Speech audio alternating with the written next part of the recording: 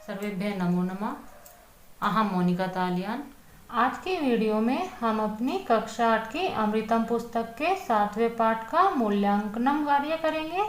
इससे पहले वाली वीडियो में मैं आपको यह पाठ समझा चुकी हूँ। यदि आपने वह वीडियो नहीं देखी है तो पहले आप उसको देख लीजिए, क्योंकि यदि आप अपने पाठ को पहले समझ लेते हैं उसके बाद आप अपने प्रश्न उत्तरों को आसानी से समझ सकते हैं।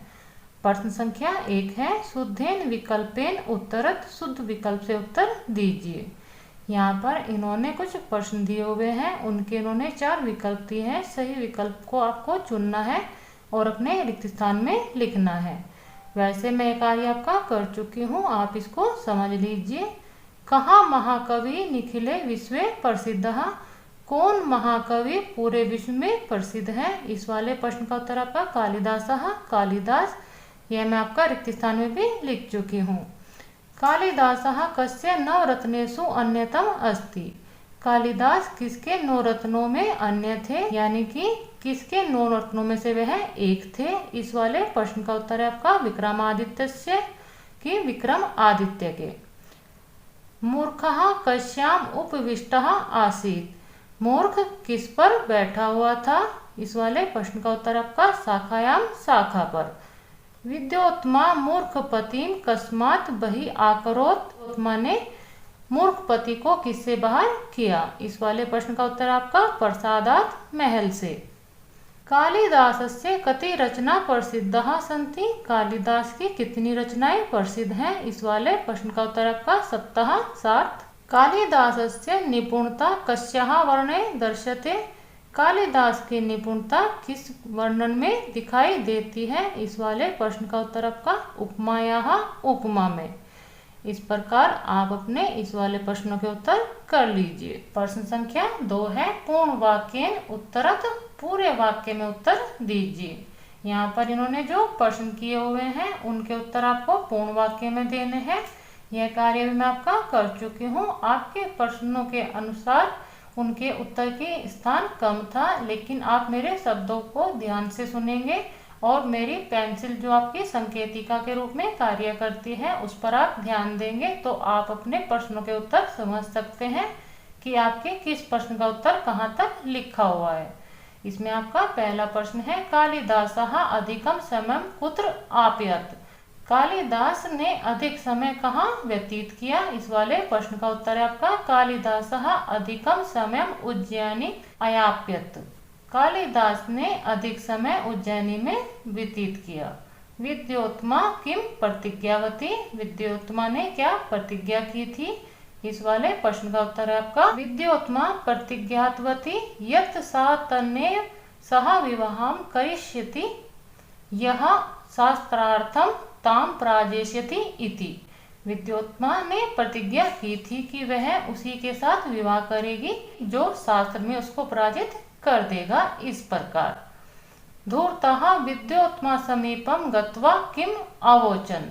धूर्तों ने विद्योत्मा के पास जाकर क्या कहा? इस वाले प्रश्न का उत्तर आपका धूर्तः विद्योत्मा समीपम गत्वा अवोचन, एषः अस्माकं मोनि गुरुः केवलं संकेतरेव प्रश्नान् उत्तरिष्यति इति। धूर्तों ने विद्योत्मा के पास जाकर कहा, यह हमारे मोनि गुरु हैं, केवल संकेत से ही प्रश्नों के उत्तर देंगे। इस प्रकार मूर्खा किम कथयितुम हसितुम आरब्धवान्। मूर्ख क्या कहकर हंसना आरंभ करता है?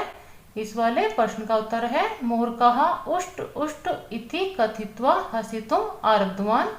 मूर्ख ऊट ऊट इस प्रकार कहकर हंसना आरंभ करता है। कालिदासस्य रचनानां नामानि लिखत। कालिदास की रचनाओं के नाम लिखिए। इसमें आपके नाम है रघुवंशम, कुमार संभवम, ऋतुसंहारम, मेघदूतम, अभिज्ञान शाकुंतलम, मालविकाग्निमित्रम, विक्रमो उर्वश्यम। ये आपकी 7 कालिदास की रचनाएं हैं, उनके नाम मैंने यहाँ पर लिख दिए हैं। कालिदास काव्य नाम किम वैशिष्टम वर्तते। कालिदास के काव्यों में क्या विशिष्टता बताते हैं? इस प्रश्न का उत्तर है आपका कालिदास काव्यानां भाषा माधुर्यं भाव प्रज्वलत्वं रसमयत्वं च वैशिष्टं वर्तते। कालिदास के काव्यों में भाषा माधुर्य, भाव प्रज्वलित और रसमयत्व विशिष्टता बताते हैं। इस प्रकार आप अपने पूर्ण वाक्य वाले उत्तर कर लीजिए, लेकिन यह उत्तर मेरे अनुसार है। यदि आपके शिक्षक या शिक्षिका इनसे भिन्न किसी प्रश्न का उत्तर कराती है तो आप उनके अनुसार ही कीजिए। प्रश्न संख्या 3 है, रेखांकित पदानि आधृत्य वैकल्पै प्रश्न निर्माणम कुरुत। रेखांकित पदों के आधार पर विकल्पों से प्रश्न निर्माण कीजिए। यहाँ पर आप अपने वाक्य में देखेंगे कुछ पदों के नीचे इन्होंने रेखा खींची हुई है। उनके आधार पर आपको विकल्प से जो उन्होंने 4 आपको ऑप्शन दिए हुए हैं उनमें से आपको सही पद चुनकर इन वाक्यों का प्रश्न निर्माण करना है। ये कार्य मैं आपका कर चुकी हूँ, आप इसको समझ लीजिए। पहला वाक्य है, कालिदासः विक्रमादित्यस्य नवरत्नेषु अन्यतम आसीत्। कालिदास विक्रमादित्य के 9 रत्नों में से एक थे। यहाँ पर विक्रमादित्य से आपका रेखांकित पद है, वह आपका षष्ठी विभक्ति एकवचन का पद है। तो आप अपने किम सर्वनाम के पदों से षष्ठी विभक्ति एकवचन वाला पद लेंगे जो आपका है कस्य। आप यहाँ पर जो आपके रेखांकित पद हैं वह आपके विभक्ति के जो आपके सदरूप होते हैं वह पद हैं। उनके स्थान पर आपको अपने किम सर्वनाम के और जो आपके प्रश्नवाचक अव्यय पद होते हैं उनको ध्यान में रखते हुए इन वाक्यों का प्रश्न निर्माण करना है। मेरे चैनल में आपको किम सर्वनाम के शब्द रूप और आपके प्रश्नवाचक वाक्य बनाना सिखाया गया है। आप चाहें तो चैनल में वह वीडियो देख सकते हैं। इसमें आपका वाक्य बनेगा, कालिदासः कस्य नवरत्नेषु अन्यतम आसीत्। कालिदास किसके 9 रत्नों में से एक थे। पंडिताः विद्योत्मयाः विवाहं मूर्खेण सह आकारयन्। पंडित विद्योत्मा का विवाह मूर्ख के साथ करा देते हैं। यहाँ पर विद्योत्मयाः जो आपका रेखांकित पद है उसके स्थान पर आप कस्याः पद प्रयोग करेंगे, क्योंकि विद्योत्मा जो आपका पद है वह आपका षष्ठी विभक्ति एकवचन का पद है। यह आपका स्त्रीलिंग का पद है, इसलिए यहाँ पर कस्याः प्रयोग होगा। वाक्य बनेगा, यहाँ पर आप इसको ता कर लीजिए, ये मेरी गलती से या लिखा गया था, क्षमा करें। तो आपका वाक्य होगा, पंडिताः कस्याः विवाह मूर्खेण सह आकारयन्। पंडित किसका विवाह मूर्ख के साथ कराते हैं। तीसरा वाक्य है, मूर्खः राजप्रसादे उपविष्टः आसीत्। मूर्ख राजमहल में बैठा था। यहाँ पर आपका राजप्रसादे आपका रेखांकित पद है, उसके स्थान पर आप कुत्र का प्रयोग करेंगे, क्योंकि यह आपका स्थानवाचक पद है और आपके स्थानवाचक पदों में सामान्य रूप से आपके अव्यय पद ही प्रयोग होते हैं। लेकिन आप चाहें तो इसमें सप्तमी विभक्ति का भी प्रयोग कर सकते हैं, लेकिन ऑप्शन में आपके यहाँ पर सप्तमी विभक्ति वाला कोई भी पद नहीं दिया गया है। यहाँ पर आपका स्थानवाचक वाला पद है वह आपका है कुत्र। वाक्य बनेगा, मूर्खः कुत्र उपविष्टि आसीत्। मूर्ख कहाँ बैठा था। सा मूर्खम प्रसादात् बहिः आकरोत्। उसने मूर्ख को महल से बाहर कर दिया। इस वाले वाक्य में प्रसादात आपका रेखांकित पद है, उसके स्थान पर आप कस्मात पद प्रयोग करेंगे, क्योंकि प्रसादात आपका पंचमी विभक्ति एकवचन वाला पद है। उसके स्थान पर आप किम सर्वनाम में पंचमी विभक्ति एकवचन वाला पद लेंगे, वह आपका है कस्मात। वाक्य बनेगा, सा मूर्खम कस्मात ही आकरोत्। उसने मूर्ख को किससे बाहर किया। विदुषां संसर्गेण कालिदासः विद्वान अभवत्। विद्वानों की संगति में कालिदास विद्वान हुआ। इस वाले वाक्य में विदुषाम आपका रेखांकित पद है, उसके स्थान पर आप केशाम पद प्रयोग करेंगे, क्योंकि विदुषाम जो आपका पद है वह आपका षष्ठी विभक्ति बहुवचन का पद है। उसके स्थान पर आप किम सर्वनाम का षष्ठी विभक्ति बहुवचन वाला पद लेंगे, वह आपका है केशाम। वाक्य होगा, केशाम संसर्गेण कालिदासः विद्वान अभवत्। किसकी संगति में कालिदास विद्वान हुआ। कालिदासस्य उपमा आदुत्यः भवति। कालिदास की उपमा आदुत्य होती है। इस वाले वाक्य में उपमा आपका रेखांकित पद है, उसके स्थान पर आप का पद प्रयोग करेंगे, क्योंकि उपमा आपका स्त्रीलिंग में प्रथम विभक्ति एकवचन का पद है। तो आप अपने स्त्रीलिंग से किम सर्वनाम का प्रथम विभक्ति एकवचन वाला पद लेंगे, वह आपका है का। वाक्य बनेगा, कालिदासस्य का आदुत्य भवति। कालिदास का क्या आदुत्य होता है। इस प्रकार आप अपना यह कार्य कर सकते हैं। इसमें आपको एक ही नियम याद रखना है कि जिस वचन जिस विभक्ति का आप अपने शब्द रूप का शब्द देख रहे हैं जो आपका रेखांकित है, उसी के अनुसार आपको उसी वचन उसी विभक्ति का किम सर्वनाम वाला पद लेना है। और जो आपके स्थानवाचक पद होते हैं वह आपके अव्यय प्रश्नवाचक पद होते हैं। प्रश्न संख्या 4 है, तत् एतत् शब्दयोः रूपाणि यथा निर्देशं पूरयत्। तत् एतत् शब्दों के रूप निर्देश अनुसार पूर्ण कीजिए। आपके पाठ में पहले ही लिखा हुआ था कि इसमें आपके सर्वनाम वाले पदों का प्रयोग होगा और यहाँ पर भी आपके तत् और एतत् जो आपके पद हैं ये आपके सर्वनाम वाले पद हैं। तत् का अर्थ होता है आपका वह, एतत् का अर्थ होता है यह। यहाँ पर इन्होंने आपके तत् और एतत् के शब्द रूप कराए हुए हैं। पहले वाली लाइन में इन्होंने उदाहरण दिया हुआ है, दूसरी वाली पंक्ति को आपको उसी को ध्यान में रखते हुए पूर्ण करना है। यथा माने जैसे, तत्पुल्लिंगे तत्पुल्लिंग में, द्वितीय विभक्ति में तम तौ तान। इसी के अनुसार आपको एतत् का द्वितीय विभक्ति में रूप बनाना है, एतम एतौ एतान। तत् का तृतीय विभक्ति में रूप बनेगा तेन ताभ्याम तै। एतत् का तृतीय विभक्ति में रूप बनेंगे एतेन एताभ्याम एतै। एतत् का षष्ठी विभक्ति में एतस्य एतयोः एतेषां। तत् का आपको रूप बनाना है षष्ठी विभक्ति में ही, तस्य तयोः तेषां। एतत् का सप्तमी विभक्ति में शब्द रूप बनेंगे एतस्मिन् एतयोः एतेषु। तत् का सप्तमी विभक्ति में रूप बनेंगे तस्मिन् तयोः तेषु।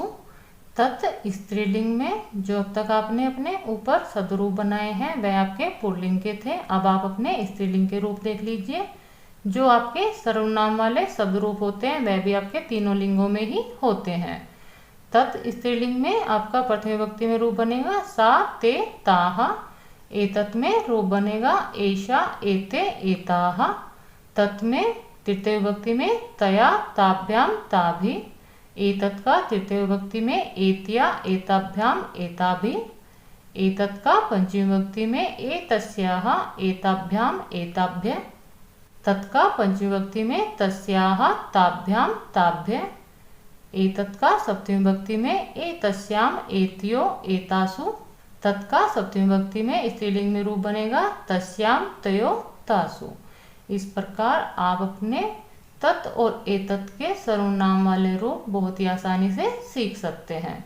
वैसे मैं आपकी पहले भी यह वीडियो बना चुकी हूँ, आप अपने व्याकरण वाले भाग में चाहे तो इसको देख सकते हैं। प्रश्न संख्या 5 है, यथा निर्देशम उत्तरत। निर्देश के अनुसार उत्तर दीजिए।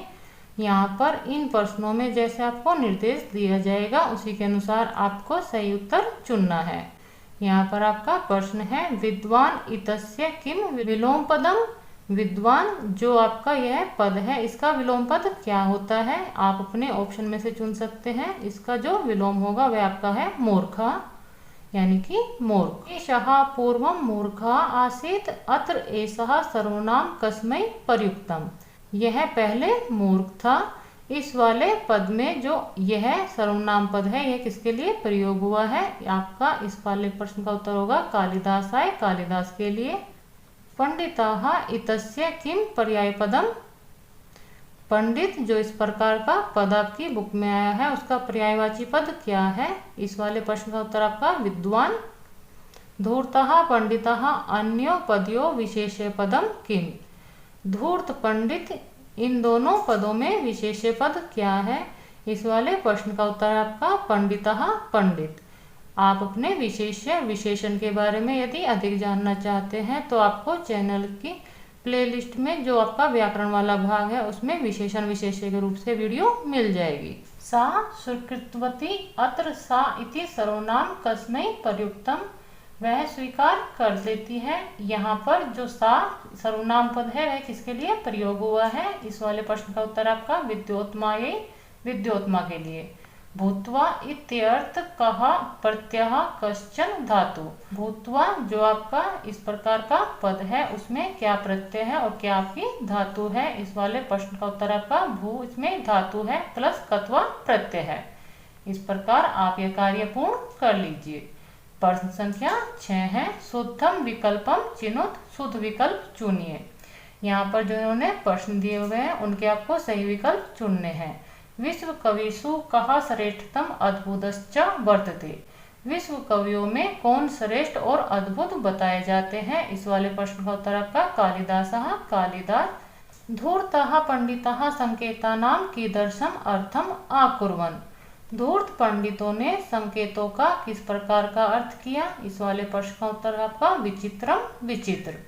मूर्खः कालिदासः केषां संसर्गेण विद्वान् अभवत्। मूर्ख कालिदास किसकी संगति में विद्वान हुआ? इस वाले प्रश्न का उत्तर आपका विदुषां यानी कि विद्वानों की। कालिदास ग्रंथानां पठनेन हृदय कीदृशं भवति। कालिदास के ग्रंथों को पढ़ने से हृदय कैसा हो जाता है? इस वाले प्रश्न का उत्तर आपका रसमग्नम रसमगन।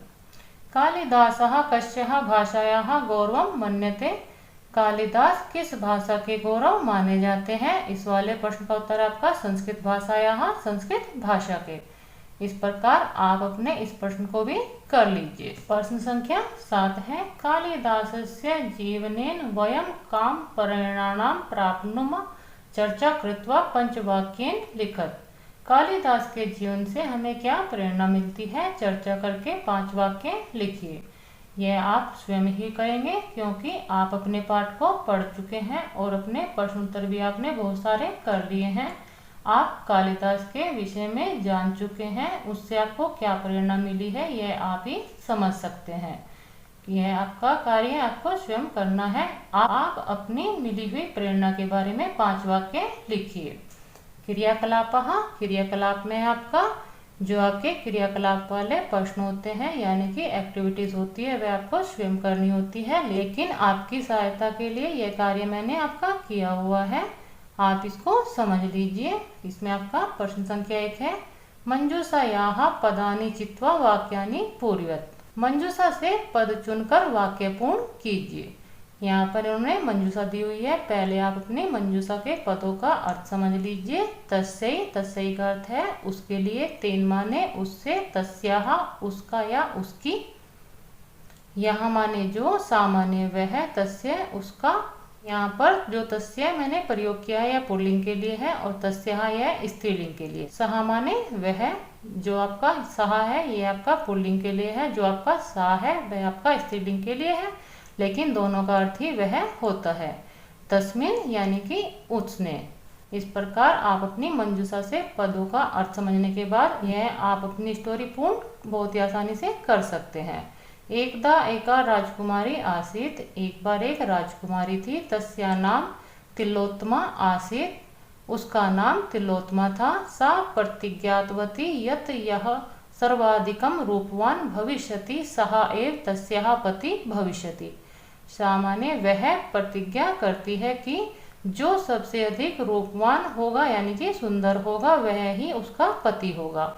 एकदा एकः युवा तत्र आगच्छत्। एक बार एक युवा वहां आ जाता है। तस्य रूपेण आकृष्टा सा तस्मिन् अनुरक्ता अभवत्। उसके रूप से आकृष्ट होकर वह उसमें अनुरक्त हो जाती है। युवकः तस्यै मुद्रिकाम् आयच्छत् विवाहाय च प्रार्थयत्।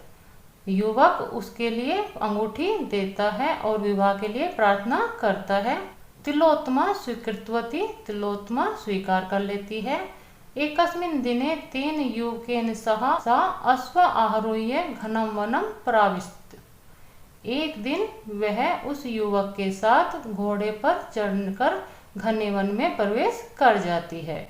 इस प्रकार ये आपकी कहानी पूर्ण होती है। आप इसको एक बार दोबारा करेंगे तो आप इसको बहुत ही आसानी से समझ जाएंगे। आपका दूसरा प्रश्न है। चक्रस्थ पदानि योजित्वा वाक्यानि रचत। चक्र के पदों को जोड़कर वाक्य बनाइए। यहाँ पर आपको एक चक्र दिखाई दे रहा है, बीच में कालिदासा लिखा हुआ है। सभी जो वाक्य हैं वह आपके कालिदास के ही वाक्य हैं। आप अपने पाठ को पढ़ चुके हैं और इसको अच्छे से समझ भी चुके हैं, तो ये वाक्य आप स्वयं भी बहुत आसानी से बना सकते हैं। आप ये वाक्य स्वयं बनाते हैं तो बहुत ही अच्छी बात है, वरना आप इनको देखकर भी कर सकते हैं। यथा माने जैसे कालिदासः पूर्वम मूर्खा आसीत। कालिदास पहले मूर्ख था। आप अपने चक्र को इस समय नहीं देख सकते हैं, इसलिए आप इनको ही समझ लीजिए।